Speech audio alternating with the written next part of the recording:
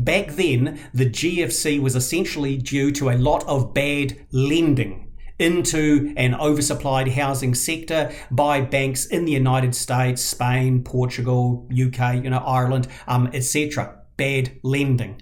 With SVB, that is not the case at all. Hello again, everybody, and welcome to my weekly look with NZHL at what's happening in the New Zealand economy, housing market, interest rates, etc. With regard to interest rates, confusion. What we've seen over the past 4 to 6 weeks has been an increase in New Zealand bank borrowing costs, wholesale interest rates, swap rates, if you like to call them that, in response to emerging or renewed worries about inflation in the United States. Expectations the Federal Reserve will have to push interest rates up higher than earlier thought and keep them high for longer. That's led to increases, as I say, in bank borrowing costs in New Zealand, and the chances being pretty slim that we're going to see another generalised round of fixed mortgage rate reduction in New Zealand in the very near future. We're probably still going to see a few specials coming along. The banks have undertaken some experimentation, and so we're probably still going to see a few of them, but are totally unpredictable what they'll be and what the timing will be. Now, the confusion comes about because of what you're all just reading at the moment with regard to Silicon Valley Bank, SVB. People saying, oh my goodness, this could be a repeat of the 2008 global financial crisis after Lehman Brothers Investment Bank collapsed late in that year. No, this is very different. Back then, the GFC was essentially due to a lot of bad lending into an oversupplied housing sector by banks in the United States, Spain, Portugal, UK, Ireland, etc. Bad lending. With SVB, that is not the case at all. What they've had over the past few years, of course, has been a good growth in the tech sector, health tech sector, etc. in the United States. SVB was a venture capital sort of financier there, lending money. A lot of startup companies got money from them and deposited money back with them. Tech sector growing strongly, lots of money was deposited with SVB, and they didn't have enough loan applications on the other side to lend it out. So what did they do with all the spare money that was deposited with them by successful tech companies benefiting from the pandemic? That's where things went wrong.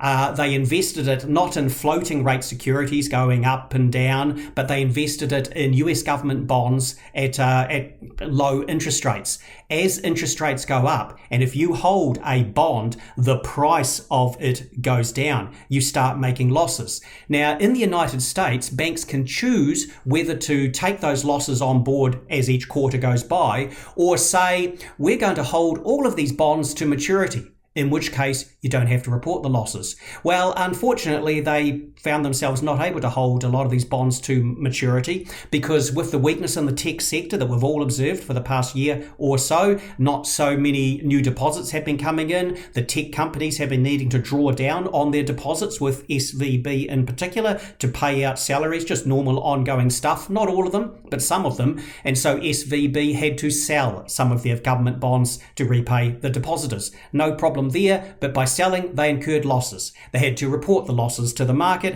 and they realised we need to raise more capital. They went to the market to raise $2 billion. The markets went, we don't think so. You seem to maybe have a bit of a problem there. Once other depositors heard about that, they took money out as well. More bonds had to be sold, more losses accrued. The whole thing got really bad, and of course they've now been shut down. The US federal government has said they're going to pay out on all the depositors there, so to try and stop a run on another bank, because this was a classic run on SVB. But it's not because of bad lending that they have done. It's because they had a ridiculous policy for investing their deposits, where they were massively exposed to a tightening of monetary policy, a generalised rise in interest rates. At a minimum, their treasurer needs to be sacked. All the executives lose the bonuses which they were given on Friday. So mismanagement of this institution, but it doesn't really have the capacity to spread to another GFC sort of event.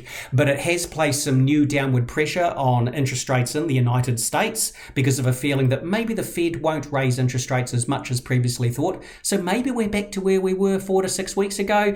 but it still doesn't mean that there's any great extra scope for another round of fixed mortgage rate cuts in New Zealand. So sorry to anybody out there who's been watching some of the US interest rates and the wholesale markets fall away quite a bit over the past 2, 3, 4 trading days. It's probably not going to lead to, like I say, any 1 to 5 year everything being dropped by 2% for the fixed mortgage rates here in New Zealand. So like I say, looks like another GFC situation avoided, but definitely another bit of a nail in the coffin to what had been a rapidly growing tech sector for quite some time there. A lot of new caution in that particular part of the US economy and a bit of a spillover to the rest of the world as well. All the best out there.